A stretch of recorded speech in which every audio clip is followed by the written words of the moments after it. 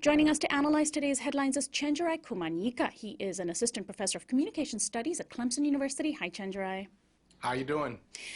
Doing well, thanks for joining us. The national trend to abolish the death penalty continued this week with the state of Nebraska formally ending the practice. State lawmakers voted yesterday to end capital punishment, narrowly overriding Republican Governor Pete Ricketts' veto from the day before. Ricketts responded, saying how, quote, appalled I am that we have lost a critical tool to protect law enforcement and Nebraska families. The law commutes the death sentences of 10 inmates to life in prison. Nebraska is the first state in 2 years to end the death penalty, joining 18 other states. The vote was all the more remarkable because Nebraska is dominated by Republican lawmakers compared to its mostly Democratic-dominated counterparts. A poll conducted in April found that there's still majority support for the death penalty among Americans, but that the level of support has been falling steadily. Republicans are far more likely to back the practice compared to Democrats. The U.S. is joined by a number of totalitarian regimes worldwide in continuing to rely on the death penalty as a form of punishment. Chenjerai, how important is this Nebraska vote?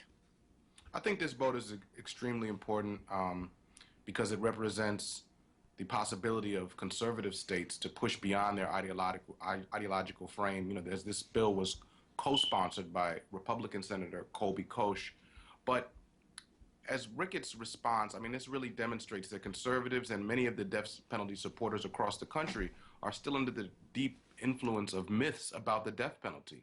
I mean, in 2010, we had law enforcement officers came together to actually write an op-ed. This included James Abbott, the police chief in West Orange, New Jersey. And he said that, we don't feel the death penalty protects us as police officers.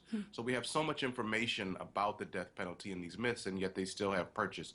And so in light of that, I think this legislation is really important, and it's a really important victory. And a section of the USA Patriot Act expires this Sunday. Lawmakers still haven't decided what, if anything, to do about it. Section 215, according to The Hill, has been used by law enforcement almost 200 times per year to collect bank and business records from suspected terrorists and spies, end of quote. But privacy advocates have long denounced the invasive nature of the law into the lives of innocent and ordinary Americans. The USA Freedom Act was intended to address some of the concerns, but activists celebrated when the Senate failed to pass a procedural vote on it recently. Senate Majority Leader Mitch McConnell has scheduled a rare Sunday vote on that measure once more, and the House had already passed the bill. The Senate will also consider a bill introduced by Senator Dianne Feinstein, who has been a strong proponent of the government's right to spy on Americans. Feinstein's bill criminalizes whistleblowers and is being likened to the Espionage Act. Meanwhile, the Obama administration, panicking at the idea that it might lose some legal justification for mass surveillance, accused lawmakers of playing, quote, national security Russian roulette with the Patriot Act. Chenjerai, if Section 215 of the USA Patriot Act does expire, how serious a victory would that be?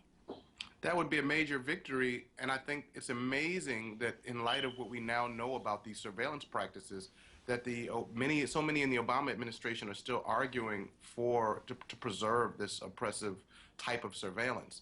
The Privacy and Civil Liberties Oversight Board, commenting on these practices, said they have not identified a single instance involving a threat to the U.S.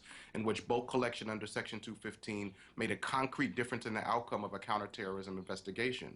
So I think what's also important is organizations like the Electronic Frontier Foundation has laid out a plan.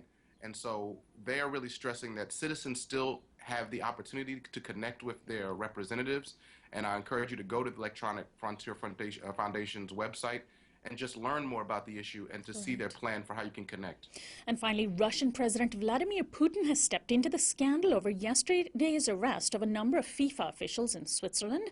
FIFA, the main governing body on the world's most popular sport, is facing charges of corruption and bribery by the U.S. Department of Justice. The arrested officials are expected to be extradited to the U.S. to face charges. Mr. Putin, whose nation was chosen to host the 2018 World Cup, called the arrests, quote, another blatant attempt by the United States to extend its jurisdiction to other states. The hosting decision was investigated last year and cleared, But Russia refused to turn over the computers in question and has subsequently destroyed them. Invoking the U.S.'s persecution of Edward Snowden and Julian Assange, Putin made the case that FIFA officials were being similarly unfairly targeted. Here in the U.S., the Clinton Foundation has also come under fire for accepting hundreds of thousands of dollars in donations from FIFA and more from the 2022 World Cup host Qatar. The U.S. lost its bid to host that World Cup.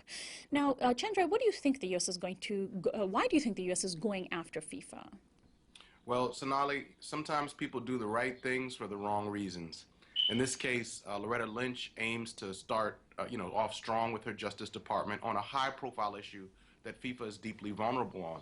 And so Putin, it's also clear, would like to avoid any kind of repercussions for the ways that he might have been complicit in that.